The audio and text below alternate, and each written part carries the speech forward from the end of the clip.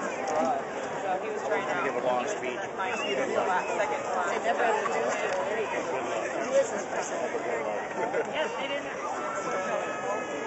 When I was young, I was nothing short of ambitious. Entering the 4th grade, I knew that the only way for me to get ahead in life was to start early. So I quickly devised a plan to make a boatload of cash, buy a stunning car, and somehow woo myself an incredibly attractive European woman. That's right. I was reaching far for the great American dream. And my plan was flawless. If my ambitious timetable was to work out as planned, it required me to first run for 4th grade student council representative. I campaigned on the promise that I would install brand new, automatically flushing electric toilets for the guys' bathroom, because it was high time we solved this salient issue plaguing our campus. I was elected. Fellow ambitious representatives, I was immediately shot down, bombarded with taunts and laughter, till my face glowed with heated embarrassment. My ambition had been checked by the cruel fist of reality, coupled with my own stupidity. Robert Louis Stevenson once said, "You should judge each day not by the harvests you reap, but by the seeds you plant."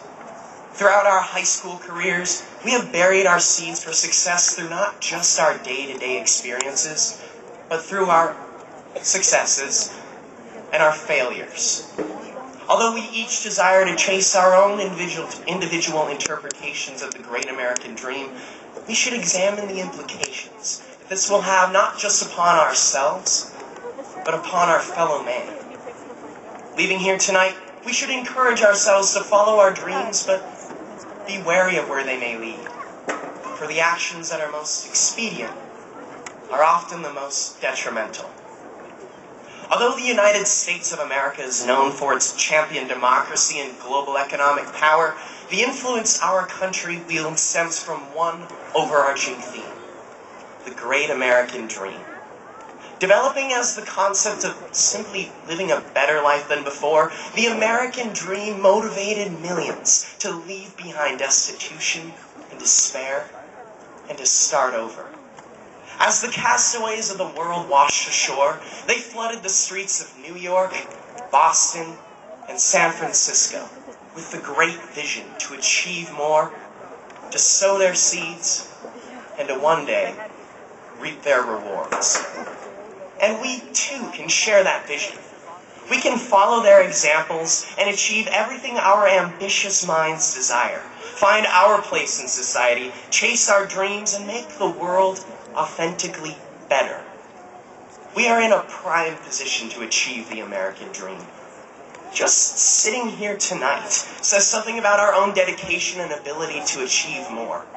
We've embraced more than 12 years of school, making the most of over 2,000 days of class, and are now graduating from Mountain View High School, among the most athletically competitive and academically rigorous public schools that our country has to offer.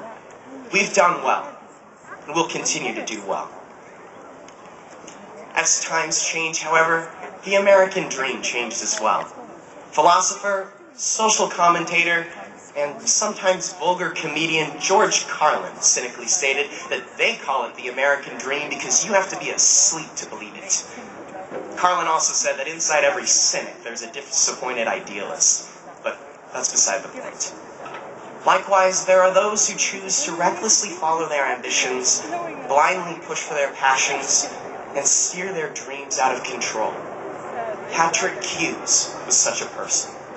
After embezzling governmental funds, Hughes fled the country, forsaking the career and family that he once held high. Today, Hughes speaks to both university and high school students about the harmful implications of unethical behavior and the devastating effects it can have on others. Smiling, he says, "My family won't even let me be the banker in Monopoly."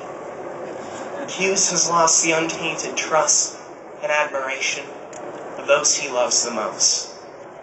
How lucky we are to be given insight on what we should not accomplish with our lives. How lucky we are to learn from the mistakes of others so that we don't have to face them ourselves.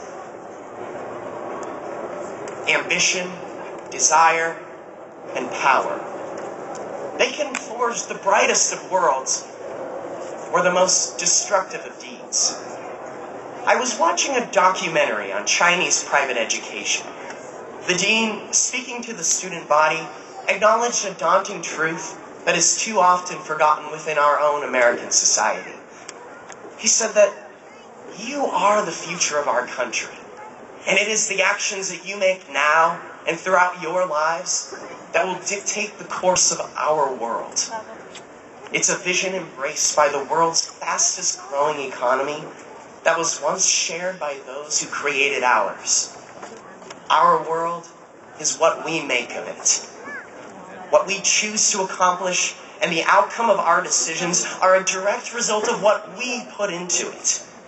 So let's make our decisions intelligently, void of reckless ambition and stupidity.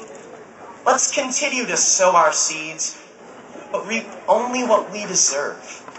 Let's continue to live the American dream, make our money, buy our cars, follow our passions, shake the world, but do so with honesty, integrity, and wisdom. For we are the future of our country, and our actions will make a difference.